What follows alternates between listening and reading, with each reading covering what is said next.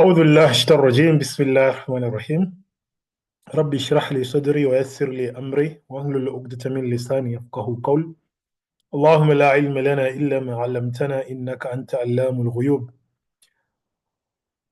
So in our lesson today we shall be talking about Islamic mutual funds, and these are the lesson's objective. By the end of this lesson you should be able to, number one, define Islamic mutual funds, identify key features distinguishing Islamic mutual funds from conventional mutual funds, explain the regulatory framework of Islamic mutual funds, recognize types of Islamic mutual funds, describe Sharia compliance criteria in Islamic mutual funds investment portfolio, understand the role of Sharia boards in Islamic mutual funds, analyze market growth and trends in Islamic mutual funds, and lastly, evaluate challenges and opportunity in Islamic mutual funds. So let's start. Number one is the definition of Islamic mutual fund. So what are Islamic mutual funds? Islamic mutual funds are collective investment schemes that pool money from multiple investors to invest in a diversified portfolio of Sharia compliant securities. These funds adhere to Islamic law, Sharia, which prohibits certain activities such as investing in businesses that deal with alcohol, gambling, pork, and excessive risk, gharar, and ensures that all investment practices align with ethical and moral standards outlined in Islamic finance. So this is the definition of Islamic mutual funds. So the most important thing in this definition is that Islamic mutual funds are collective investment schemes that pool money, that pool resources from multiple investors to invest in a diversified portfolio of Sharia compliant securities. So when you're talking about Islamic mutual funds, we are basically talking about pooling resources together. Investors, they're coming together, putting their resources together, and investing in diversified portfolios. Now, what are the key features distinguish Islamic mutual funds from conventional mutual funds? Because we also have the conventional mutual fund. But now, what is the difference between the two? Number one, Sharia compliance. Islamic mutual funds must ensure that all their investment comply with Islamic law. This involves screening potential investments to exclude companies that engage in prohibited activities. So that is the first difference between Islamic mutual fund and conventional mutual funds. So Islamic mutual funds, they need to comply with Islamic Sharia. Number two, prohibition of riba, interest. Any form of interest-bearing instrument is strictly prohibited. Investment in bonds or fixed income security that yield interest do not qualify as Sharia compliant. So when we are investing, for example, instead of traditional bond, an Islamic mutual fund might invest in sukuk, Islamic bonds, which represent ownership in tangible assets. So any investment that earns you an interest is not allowed in Islamic mutual fund.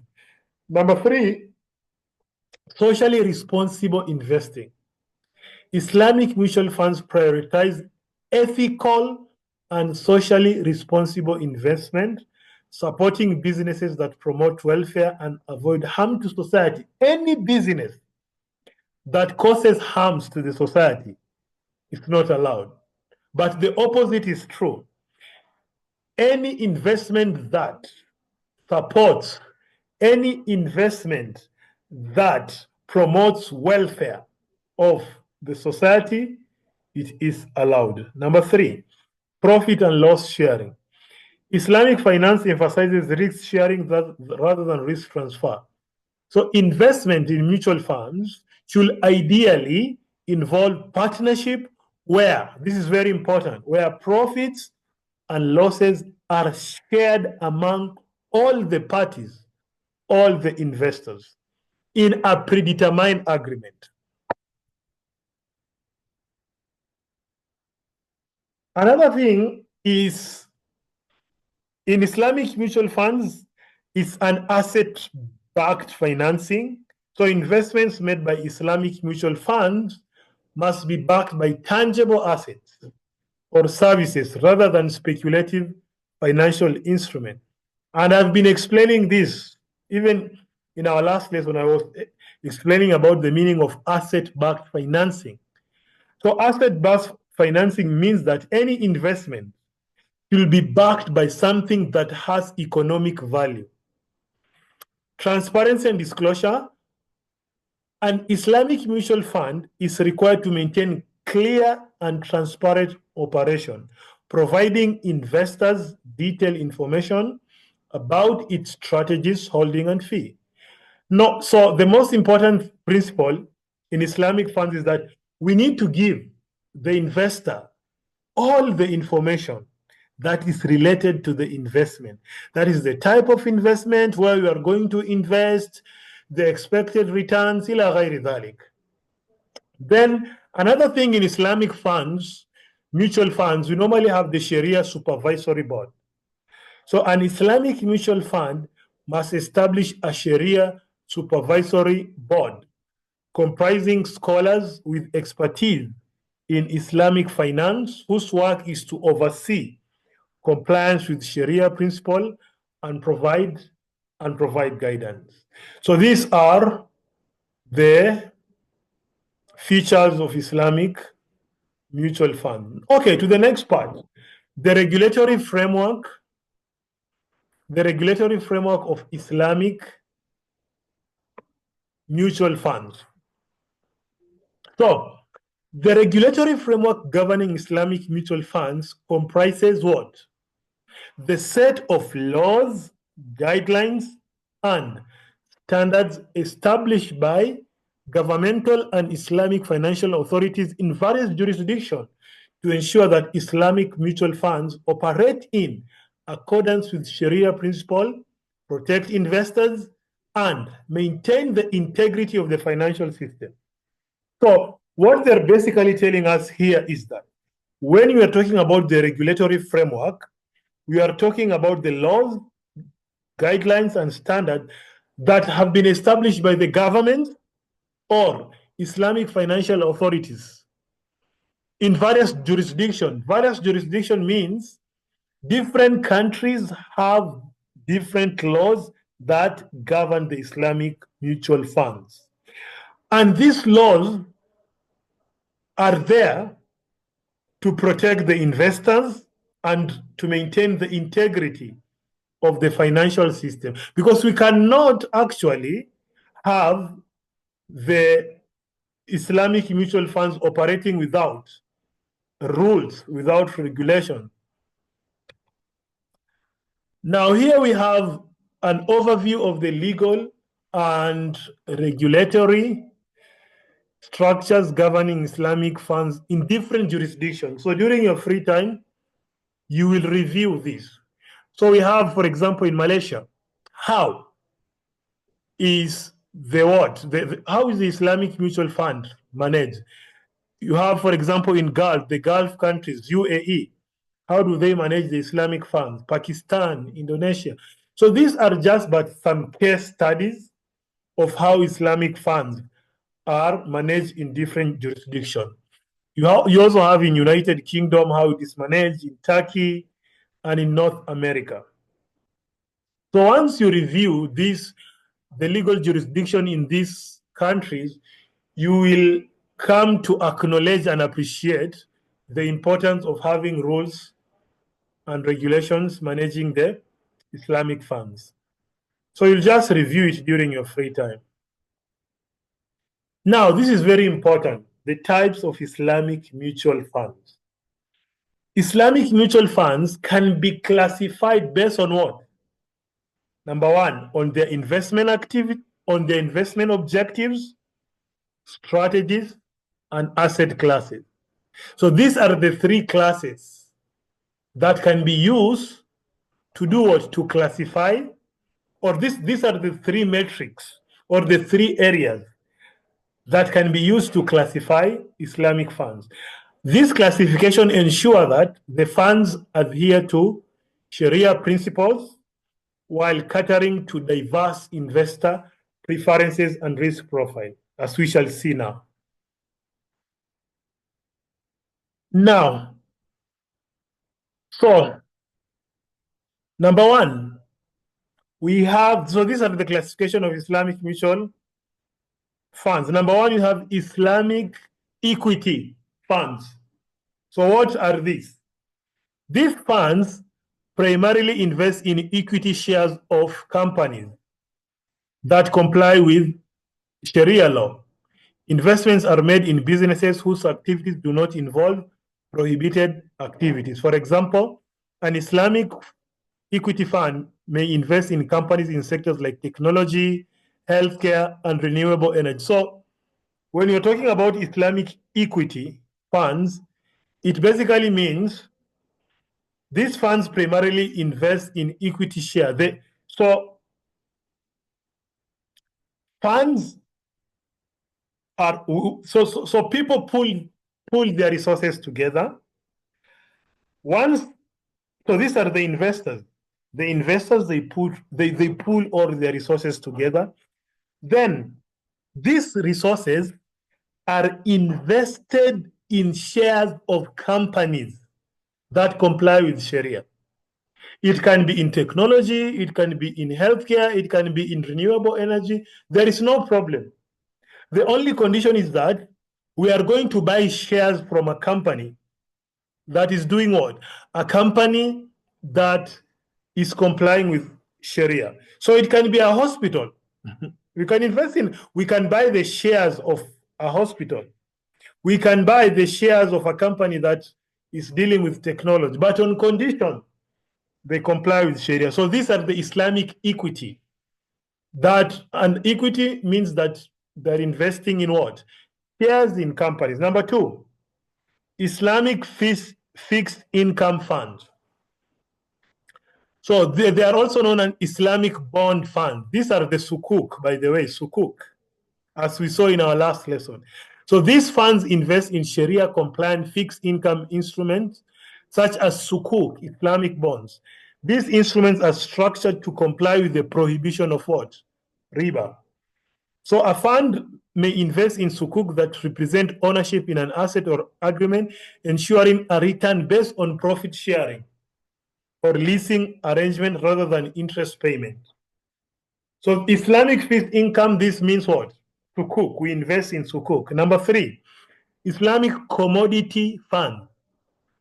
So in this case, these funds invest in physical commodities or commodities contract that comply with Sharia. Investment could do what? Investment could include precious metals like gold. So here investors, they pool their resources in a fund and these funds are invested in commodities, for example, gold or silver. Then we have Islamic balance funds. These funds aim to achieve a balance between equity and fixed income while ensuring all investment comply. So balance is basically we invest in equity and also we invest in sukuk. So it's a balanced investment in Islamic equity and the sukuk. Then you have Islamic money market funds, where these funds invest in short-term, low-risk Sharia compliant instruments such as cash and cash equivalent assets. They aim to provide liquidity while ensuring capital preservation. We also have the Islamic real estate funds, where funds are invested in real estate. Then we have Islamic sector funds, where funds concentrate on specific sectors of the economy that align with Islamic investment principles. These sectors might be biotechnology, pharmaceutical, إلى غير ذلك. Islamic infrastructural funds. These funds invest in infrastructure projects, maybe, for example, transportation, energy, and utility. So all of these areas of Islamic mutual funds classification, they have to comply with, number one, they should be Sharia compliant. Number two, they should be free from riba. Number three, they should be asset backed. Then number four, they should be free from any kind of gharar. Now, Sharia compliance criteria in Islamic mutual funds investment portfolio. So Sharia compliance in Islamic mutual fund investment portfolio refers to adherence to Islamic law, that is Sharia, in managing and investing assets. Remember, we are talking about investment, Islamic mutual investment. So when we are investing, we have to ensure that we are adhering to Sharia. And number two, we are adhering to Islamic Sharia in managing, when you are managing those investments and when we are investing. Now, these principles are number one. This is what we've been talking to. Number one, prohibition of riba. So investment portfolios must not engage in any form of interest-bearing interest-bearing instruments, as riba is strictly prohibited in Islam. Number two, avoidance of haram. So for example, our mutual fund, we cannot invest, for example, in alcohol companies. We cannot invest in pork companies, no. Then Sharia screening criteria. Companies considered for inclusion in an Islamic mutual fund must meet what? Must meet specific financial ratio to ensure compliance. And you are being given an example here. For example, the debt ratio. A limit on total debt, often set at 33% or lower. You know, so basically the companies we are investing in, they should not have a lot of debt. We cannot go to invest in a company that has a lot of debt. So that will be a high risk investment. We cannot do that. Cash and interest bearing asset ratio. Minimal amount of cash and interest-based securities typically should not exceed 33%. Income from haram sources. Revenue generated from non-compliant activities should not exceed a certain threshold. And basically, we should not invest in anything that is haram. In fact, this one should not even be here. Then, number four, involvement of Sharia supervisory boards. A Sharia supervisory board, typically comprising qualified Islamic scholars, will oversee the compliance of the fund's operation and investment strategy. Ethical and social responsibility guidelines. Investment must do what? Must align with broader ethical and social responsibility norms, reflecting the Islamic principles of justice, al-adala, equity, and respect of human dignity. Asset-backed investment. That is, any investment should have economic value, should be backed by something that has economic value. Transparent reporting and disclosure. Everything should be open, al-shafafiyah. So before we invest in anything, before we invest in any sector, the investor has to be given all the necessary information so that he can make an informed decision. Now, what are the role of Sharia boards in Islamic mutual funds? Do they have any role? Yes, they have. So Sharia boards are a pivotal component of Islamic financial institution, including mutual funds. So their work serving to ensure that all financial activities comply with what? Comply with Sharia law. So that is the work of the Majlis al-Shariah. Their work is to ensure that all the activities comply with Sharia law. And this Sharia board is composed of qualified Islamic scholars, al-ulama, and experts in finance. These boards play a crucial role in maintaining the ethical and lawful standards of Islamic investments. Now, these are their duties. Number one, Sharia compliance oversight. Their role is oversight. So Sharia boards are responsible for ensuring that the investment strategies, products, and operation of the mutual fund adhere to Islamic law. So their responsibility is to do what? Conduct regular assessment and audit to evaluate the Sharia compliance of the fund's portfolio and practices. Number two, development of Sharia guidelines and policies. So what is the duty of the Sharia board? Their duties is to establish specific Sharia guidelines and policies that govern the investment and operation of the mutual funds. So their responsibility is to draft and update detailed criteria for investment selection, including list of permissible halal and prohibited. So they have to have a list of all these investments and this select such that the investors can select from this list. Number three, Sharia screening of investment. The board evaluate potential investments against established Sharia criteria, ensuring that only compliant assets are included in the fund's portfolio. So their responsibility in this case is to perform detailed evaluation of companies' activities, financial statements, and compliance with established financial ratios to determine eligibility for investments. Another thing is fatwa. They issue the fatwas. So the Sharia boards have the authority to issue fatwa, legal opinion on various investment-related queries and practices within the mutual funds. So their responsibility in this case is to provide authoritative guidance on specific financial instruments, transactions, and practices, ensuring alignment with Islamic jurisprudence. Monitoring and auditing. They are tasked with continuous monitoring of the fund's activities to ensure ongoing compliance, and they need to conduct audits at regular intervals and upon special request to review the fund's adherence to Sharia principles. Another duty is advisory role.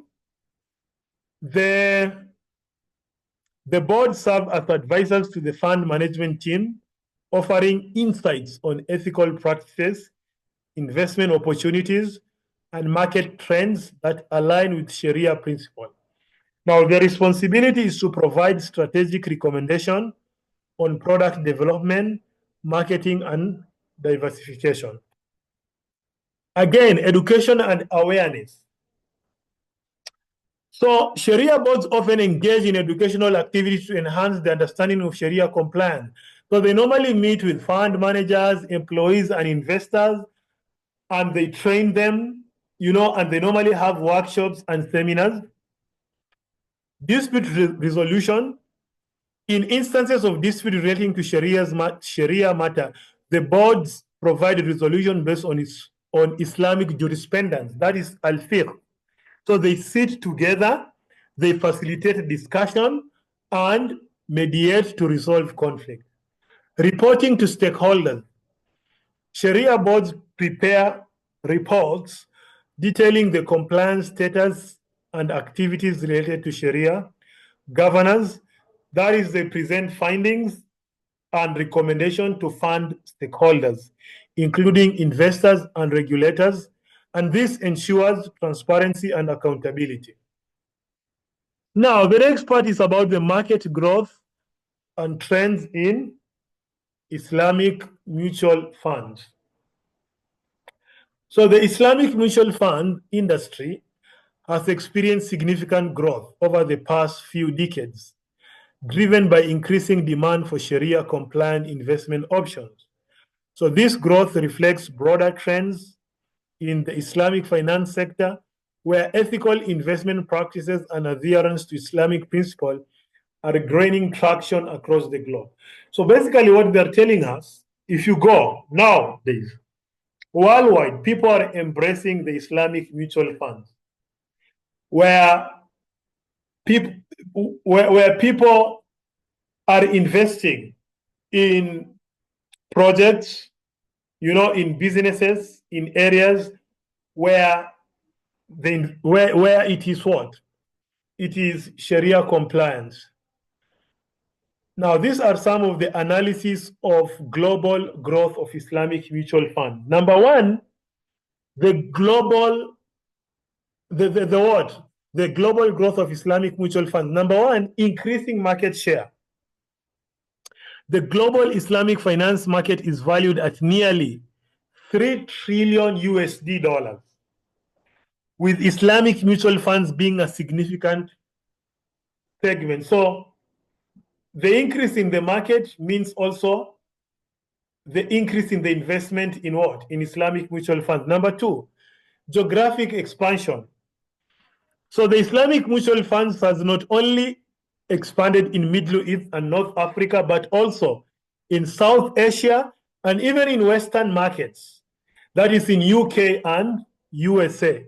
You'll find that people are embracing the Islamic mutual funds. Then diverse product offering.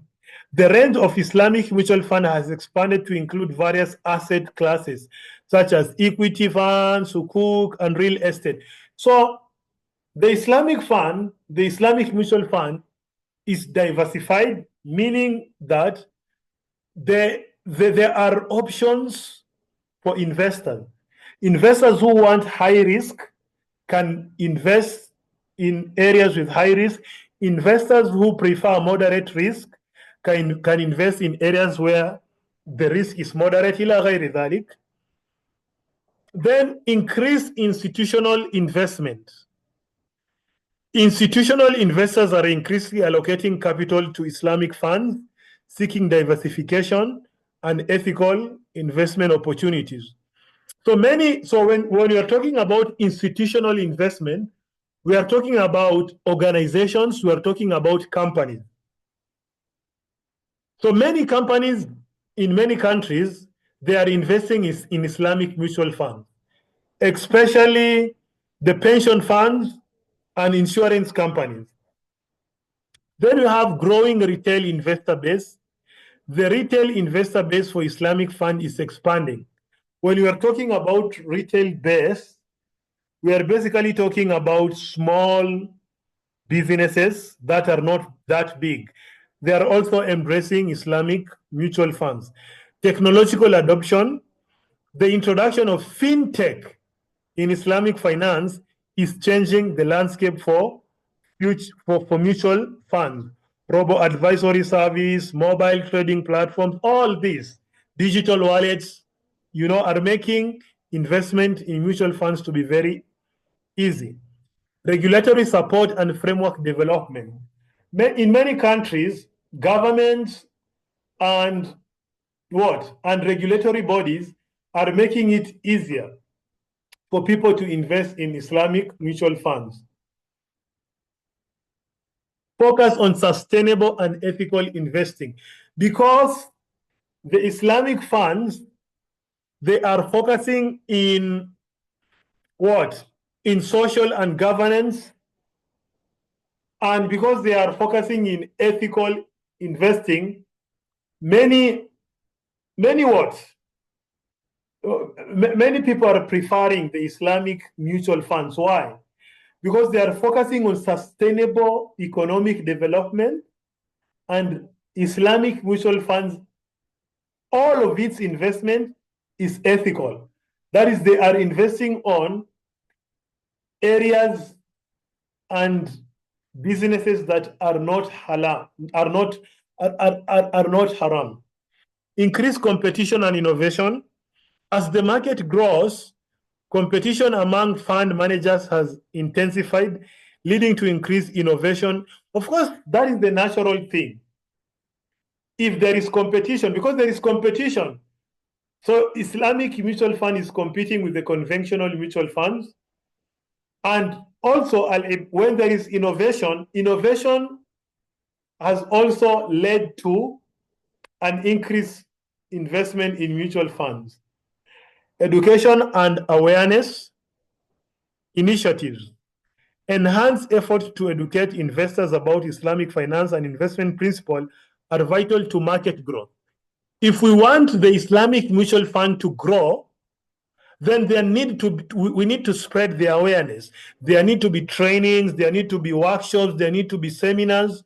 So this awareness will help people to do what? To embrace the Islamic mutual funds. Now, what are the challenges and opportunities in Islamic mutual funds? So number one, the challenges, lack of standardization. There is a lack of uniform standards and regulation governing mutual funds across different jurisdictions.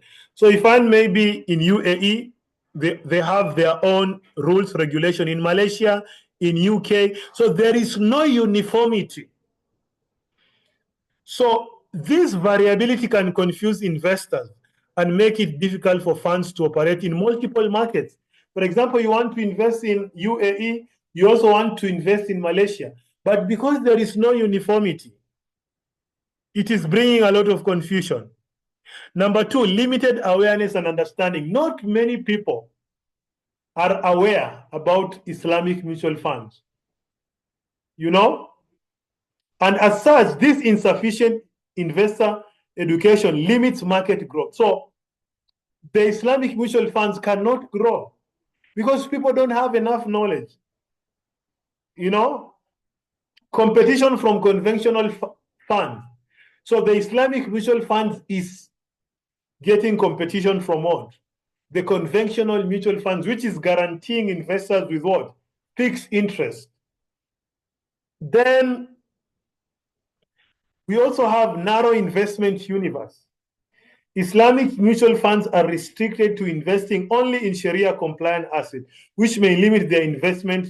So, of course, as Islamic mutual funds, they are only limited to halal things. They cannot move outside that. Liquidity constraints. Islamic mutual funds may struggle with liquidity in certain markets due to limited number of Sharia compliant security available, especially in less developed regions like North Africa, for example. Tax and regulatory challenges. Some jurisdictions may impose tax structures that are unfavorable to Islamic financial products. So if the Islamic products are being taxed, many people might decide to avoid it. Market misalignment. The Islamic mutual market may not always align with the performance and condition of Islamic economies or sectors, leading to misalignment with investors' expectations. So this impact, as in there is poor performance or lackluster growth in certain sectors. Then there is also the growing demand for ethical investment. So there is the emphasis on investing in ethical areas, technological innovation.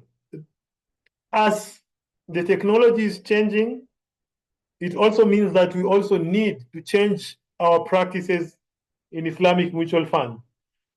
Expansion in emerging markets, growing economies like in regions like Africa and South Asia present new markets for Islamic fund. The increasing number of Muslim population in this region drives demand for Sharia compliance investment. Product innovation, there is a potential for new product development, including innovative structure product. Now, what are the potential opportunities? So the potential opportunities, collaboration with regulatory bodies, increase education awareness. The more we educate people, the more they know, the more they embrace. Mutual fund, sustainability, focus.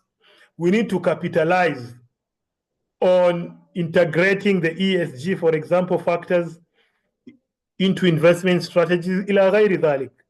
I'm going fast because I don't have enough. Yeah. So these are the opportunities for growth in this area. So, is there any question?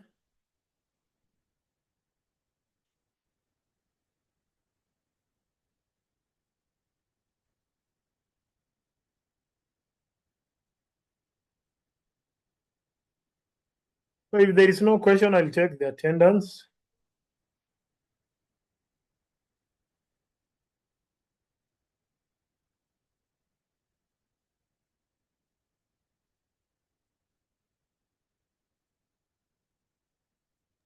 Okay, teacher. Thank you. Okay, inshallah, we'll meet tomorrow, inshallah. إن شاء الله. جزاك الله خير. شكرا. Okay. Amen.